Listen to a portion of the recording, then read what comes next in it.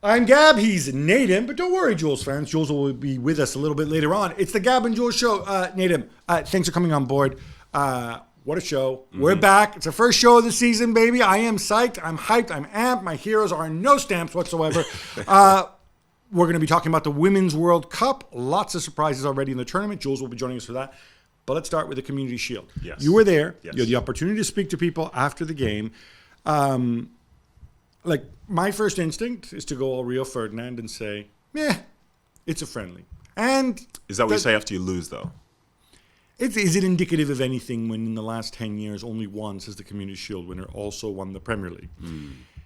As somebody with City roots, though, I'm assuming Cole Palmer scores that worldie. You're like, oh, good. Once again, we've pulled it out despite a crappy first hour.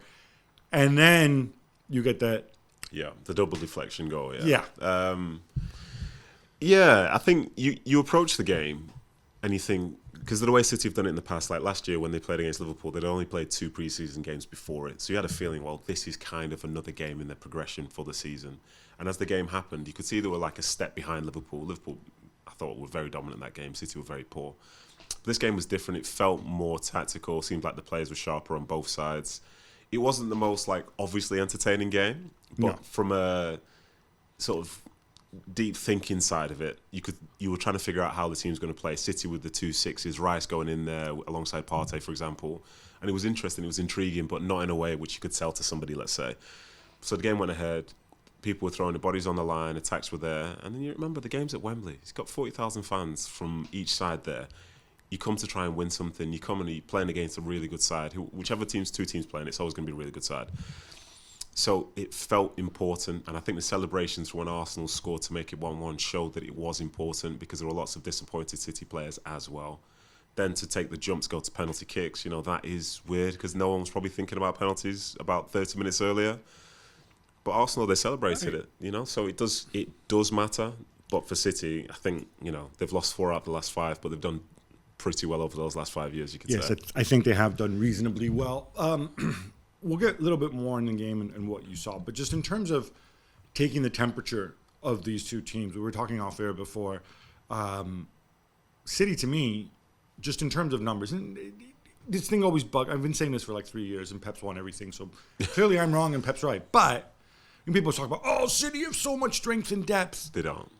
Yeah, when you get past the first 3 big names off the bench, then you're in Cole Palmer, Calvin Phillips, Rico Lewis territory, which may work out. Yeah. May not.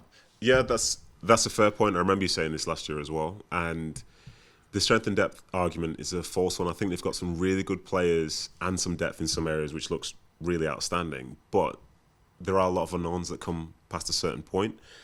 And when I really sort of realised this season was when they played Atletico Madrid in the, I think it was in Japan, I think it was. And City made 7 changes after 60 minutes. And they were bringing on, I think it was Kovacic, it was Calvin Phillips, it was Rico Lewis, and it was some younger players.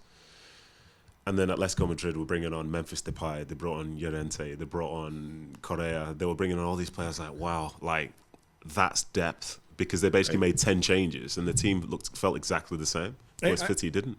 I think where it becomes relevant is in the context of a season where they're going to have to, they played 62 games last year. This year, on top of that, they're going to have to travel to Saudi Arabia for the Club World Cup. Again, it's a compressed season going into the Euros.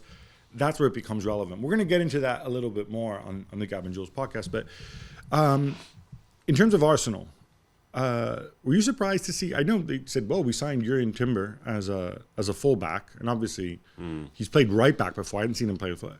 He did fine. Other than that, what stood out for you with Arsenal? And don't just say Havertz is finishing because that's just mean. No, I'm not one of those people that jumps on the Havertz finishing thing because I still think he's a very good player. I think it was he's the best on earth.